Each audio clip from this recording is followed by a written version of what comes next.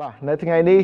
គឺជាថ្ងៃអាទិត្យហើយយើងមានការប្រកួតដ៏ធំមួយចេញពីពហុកីឡដ្ឋានជាតិមរតកតេជោ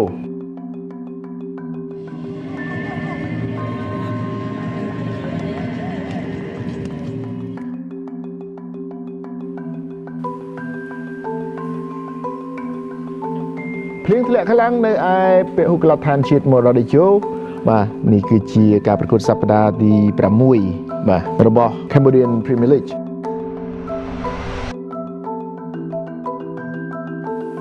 Close your eye. No, Vanity, what you know? We work so hard this week. We work so hard this week. This is why dear. You need to go 3 boys back home. We work hard this week. 3 boys, guys. Yes. Yes. Come on, come on. Bring it out. Yeah. Hey.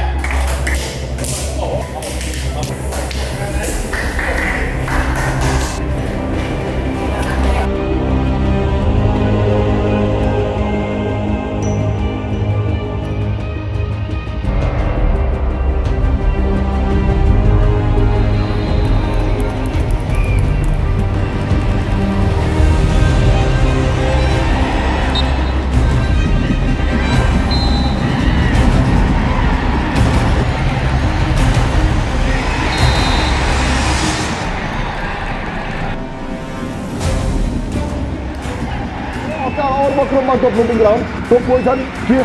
triệt lập tục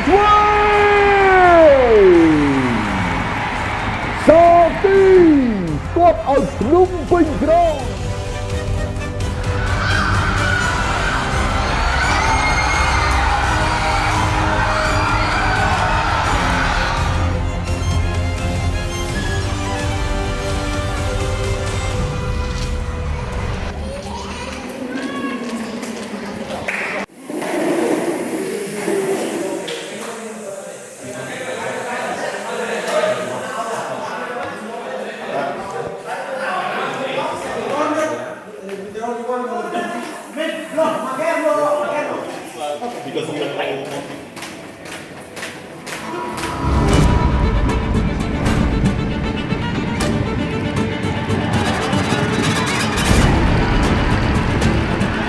ចែកមកខាងស្ដាំជោគទៅកណ្ដាលលូតតែមួយក្បាលនេះបានសម្រេចទៅហើយដោយគ្រីស្ទៀ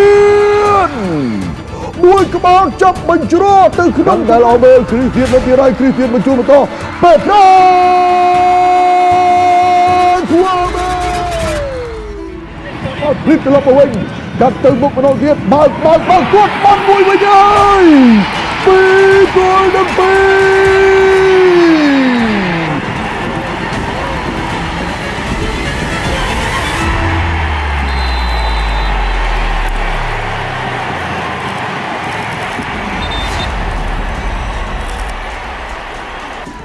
ឥឡូវនេះនៅសល់ឌីម៉ងក៏ប៉ុន្តែឌីម៉ងជាយាមកាយមិនបានទេអូបានទៅហើយដាយឺដួលបើពីដីហើយបាទផ្ដោតបើពីដីពេលនាទីឲ្យទៅខាងក្រុមបើទាត់ភ្នំពេញក្រោមដាយឺ3 គោលនឹង2ក្រុមភ្ញៀវភ្នំពេញក្រោម99 នាទីនាំមុខជាថ្មីម្ដងទៀតទៅលើម្ចាស់ផ្ទះព្រះខ័នរាជថ្វាយរៀង